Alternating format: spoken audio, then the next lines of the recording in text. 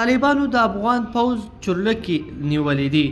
دغه چورلکو نیولو څنګه د افغانانو څخه غبرګونونه راپارولي دي، طالبانو څنګه د کندوز هوایي ډګر نیولی دی، نور جزئیات ویډیو کې وګورئ او چینل سبسکرایب کړئ. السلام علیکم، ستړي مه شئ.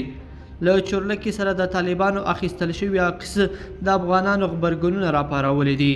طالبانو د کندوز ښار تر نیولو وروسته نن د کندوز هوایي ډګر هم ونیوه. په افغانستان کې د څو لسیزو روانو جګړو له امله د یوې ډلې په لاس د یو ښار نیول هم خلکو ته ډېر لوی خبر نه ښکاري او کندوز خو وروستیو کلونو کې هم څو ځلې د افغان ځواکونو او طالبانو ترمنځ لاس په لاس شوی دی.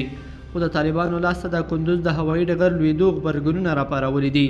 د ټولنیزو شبکو ګڼو کارکوونکو په خپلو هوایي ډګر کې له چورلکي سره د طالبانو د اخیستل شوي عکس ته غبرګونونه ښودلي دي.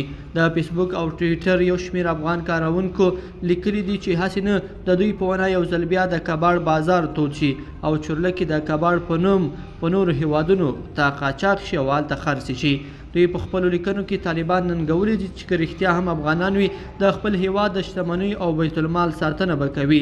که څه هم د کورنۍ جګړو د مهال په ځینو عکسونو کې لیدل کېږي چې یو شمېر وسلوال پر چورلکي برسیره ناست دي او ولاړ دي، خو د طالبانو په خپره شوي عکس کې لیدل کېږي چې چورلکي تر پال لا لرې شوی نه دی او ظاهرا څوک نه دي ورختلي. د طالبانو دغه عکس یوازې د ټولنیزو شبکو د کارونکو نه بلکې د عادي افغان کارګرانو غبرګونونه هم راپارولي دي.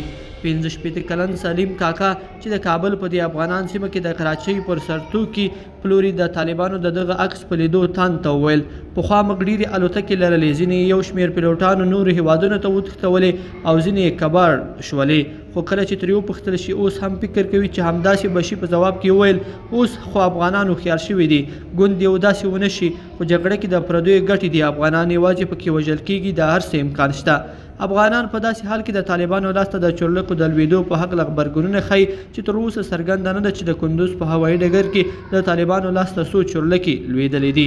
طالبانو تر اوسه په دې اړه چې د پیلوټانو او انجینرانو په نشتوالي کې به نیول شوي چورلکي څنګه ساتي څه نه دي ویلي.